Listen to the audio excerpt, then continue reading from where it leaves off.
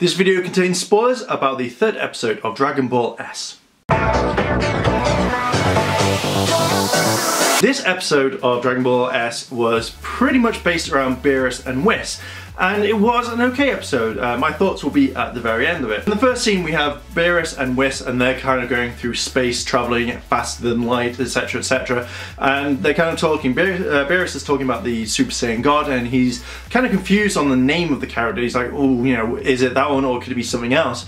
So he starts talking to Whis about it. Whis then says, well, you know, we've got some really nice sweet stuff in the fridge, something special, and Burris is like, yeah, food! I love sweet stuff, I want that stuff! Then he kind of mocks Whis and goes, well, can you not move any faster? At this point, Whis stops and goes, do you know I'm the fastest person in the entire universe? Or, you know, no one is faster than me. And Burris is like, oh, I didn't know that. And then they continue on going through speed of light, faster than anything you can think of. We then switch to the Kais, and they're kind of talking about Burris and that he's woken up and he's come along, and they're kind of scared because of the due to the power. At this point, King Kai just jumps in and starts saying stuff like, well, you know, Goku finds out he'll obviously want to fight him, and they start having a conversation. At this point, Goku comes in randomly, scares King Kai, and then suddenly like paint goes everywhere all over Kai, and you know, literally he's kind of like, oh. And then to kind of make sure that Goku doesn't know about Burris, you know, King Kai turns around and says, well, hang on a minute, you know, how funny is it that, you know, I'm dead here, and Gregory and Bubbles are, and yet again, you've had the Dragon Ball so many times that you've never wished us back to life after what happened with Cell. And Goku then remembers and goes like, oh, yeah, about that, I'm really sorry. And then they start chasing each other, and King Kai's like, phew, you know, that's taking the kind of the heat off that one. Goku then goes back to training these huge weights, just pushing them up and down like he doesn't care, like he's raising his hands to the air. We switch back to Burris and Whis talking about what's going to happen. They're trying to get the name. Burris is like saying, I'm sure it's Super Saiyan something. So they call the Oracle Fish. That's gonna be interesting to come and help him and figure out. And he goes like, you know, 39 years ago, what happened? You know, what was that main thing? What name? You know, and the Oracle Fish is like, yeah, he's here today. You're gonna meet him today. And he's like, well, what's his name? You know, what is he? And he's like, oh, I don't know. And then they decide to cut the fish's food off. You know, rather than 3 portions a day, he's going down to 1 portion a day. And like the fish is like, no, it's a Super Saiyan God, Super Saiyan God. And it's like, yeah, Burris is like, yeah, knew it, knew that was right.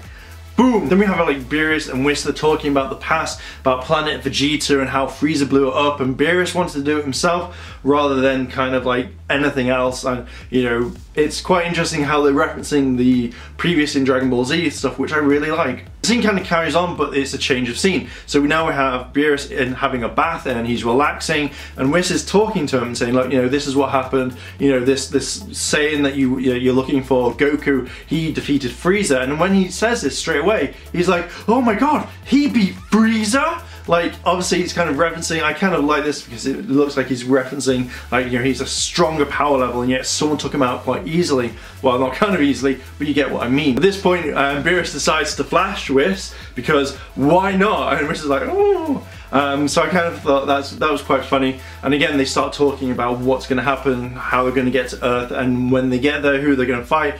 You know, loads of little information that we're going to see coming up in the next few episodes. So at this point, when they're about to leave, they turn around and find out that Goku is on King Kai's planet, so they decided to go straight to King Kai and go straight to his planet. Then commercial break, and then straight away we have 18, Krillin and Marin, I think it is, and they're all kind of talking, and they're heading towards Bulma's party.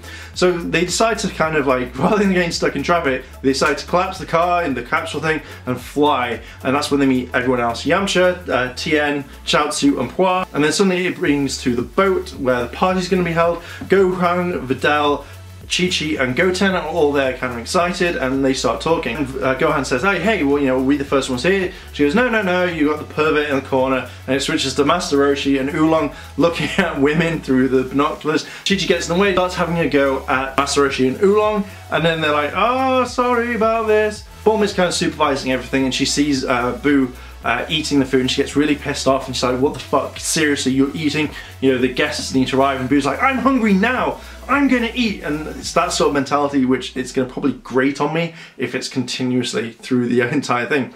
So Mr. Satan steps in and says like, you know, I'll sort this, don't worry, you go off, and Bulma walks off. And Mr. Satan's like, look, I'm not being funny, but you know, there's some delicious food over here in the corner, I'll take you over there. And Boo's like, yes, I just want to eat all this lovely food. We then switch to Gohan giving Piccolo a picture of the wedding that they've just had. Now I was kind of confused because I thought they were getting married, so I don't know if this is jumped or something. They'd be married, and Piccolo's got his eyes closed and he's like, what?